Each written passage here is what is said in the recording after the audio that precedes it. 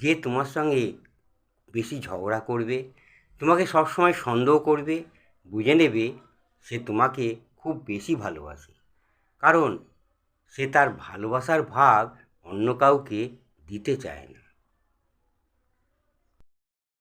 জন্ম, মৃত্যু, বিয়ে, এই তিনটে দিনে আমরা মানুষকে যেভাবে মূল্য দিই, অন্য সময় আমরা কোনো মানুষকে সেইভাবে কিন্তু মূল্য দিই না। যদি আমরা সেইভাবে মূল্য দিতাম, তাহলে কোনো মানুষ নিজের আত্মহত্যার পথ তারা বেছে নিত না। ভালোবাসা অনেক কষ্টদায়ক, তবু আমরা ভালোবাসার পেছনে ছুটে বেড়াই। এই পৃথিবীতে মায়ায় ভরা, তবে এই পৃথিবী জন্য মায়া করে লাভ নেই, একদিন আমাদের ছেড়ে যেতেই হবে। মৃত্যু অনেক যন্ত্রণাদায়ক, কিন্তু সেই মৃত্যুকে একদিন আমাদের যত যন্ত্রণাদায়ী হোক না কেন, একদিন বরণ করতেই হবে প্রত্যেককে।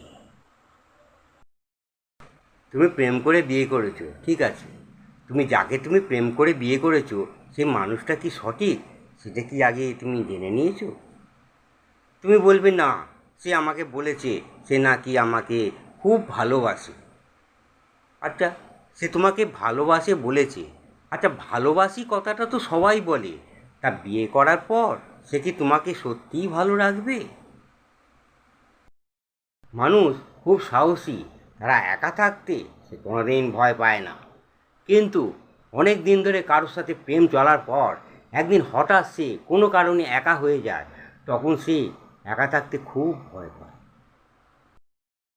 বেশিরভাগ ছেলেরা করে কি, সুন্দর মেয়ে দেখলেই সেই মেয়েটা শিক্ষিত কি অশিক্ষিত, তার গরিব কি বড়লোক, কোনো দিকে চিন্তা করে না, সুন্দর দেখলেই তার সাথে প্রেম করার জন্য দৌড়ায়। আর বেশিরভাগ মেয়েরাই করে কি, বহু ছেলের সাথে প্রেম করতে থাকে, গরিব বড়লোক বেকার চাকরিওয়ালা সব রকম ছেলের সাথে প্রেম করতে থাকে। তারপর যখন তারা চিন্তা করে আমাদের তো সংসার করতেই হবে, এভাবে ঘুরে বেড়ালে চলবে না, একটার পর একটা, তাই করে কি, তখন দেখে যে ছেলেটা খুব সুপ্রতিষ্ঠিত, তখন তাকে নিজের জন্য নির্বাচন করবার খুব চেষ্টা করে।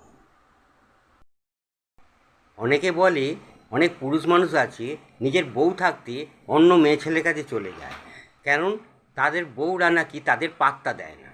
এ কথাটা ভুল। সত্যিকারের পুরুষ মানুষরা কোনোদিন এ কাজ করে না। যেসব পুরুষ মানুষরা নিজের বউ থাকতে অন্য মেয়ে ছেলের কাছে যায়, তারা সাপের থেকে বিষাক্ত। রাত জেগে কারো সাথে রোজ কথা বলার অভ্যেস করো না।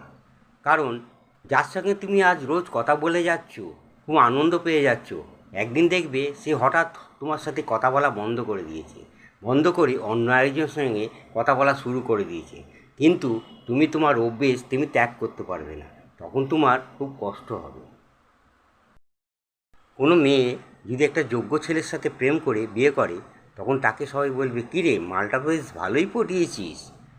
আবার কোনো মেয়ে যদি একটা সাধারণ ছেলের সাথে প্রেম করে বিয়ে করে, তখন তাকে সবাই বলে, কী রে তোর কপালে কি আর জুটলো না, শেষকালে এই ছেলের সাথেই তোকে প্রেম করে বিয়ে করতে হলো। তেমনি কোনো ছেলে যদি একটা কুৎসিত মেয়ের সাথে প্রেম করে বিয়ে করে, তখন তাকে সবাই বলবে, কী রে তোর এই রকম মেয়ের প্রতি তোর প্রেম এলোই বা কী করে, আর বিয়েটাই বা কেন করলি। আসল কথা মানুষ ঠিক বোঝে না যে চেহারা সুন্দর হলেই যে তার সাথে প্রেম করতে হবে তার কোনো মানে নেই। অনেকে কিন্তু তার কোনো মানুষের ব্যবহার আর মনটা দেখে, সে মন দেখেই তার প্রতি প্রেম হয়, সেটা মানুষ ঠিক বোঝে না।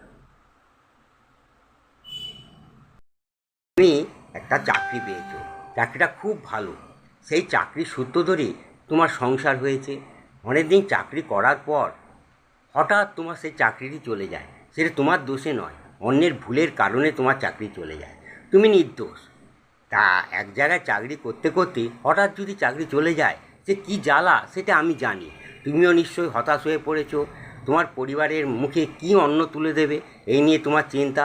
এই সমস্ত জ্বালা সহ্য না করতে পেরে কোনো অঘটন কিন্তু ঘটিও না, কারণ তোমার কিন্তু পরিবার আছে, পরিবাররা কিন্তু তোমার মুখের দিকে তাকিয়ে আছে। তোমার চাকরি চলে গেল, তোমার মুখের দিকে তাকিয়ে আছে, সেই চিন্তা করে কোনো অঘটন ঘটিও না। তা আমি বলি কি, যে কোনো খারাপ পরিস্থিতিতে একটা না একটা সমাধান ঘটেই যাবে। হয়তো তোমার সেই হারানো চাকরি তুমি ফিরে পাবে, তা নাহলে সেই চাকরির সূত্র ধরেই একটা বিকল্প ব্যবস্থা হয়েই যাবে, আর তোমার পরিবারের সদস্যরা সবাই বেঁচে যাবে। তোমার মুখটা ভারবার, মুখটা শুকনো শুকনো লাগছে, কী হয়েছে?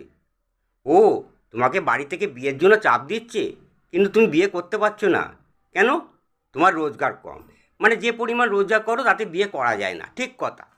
দেখো, আমি একটা কথা বলি, বিয়ে মানে সংসার চালানো, আর সংসার চালাতে গেলে অনেক রকম প্রবলেম আসবে, তখন অনেক টাকার দরকার।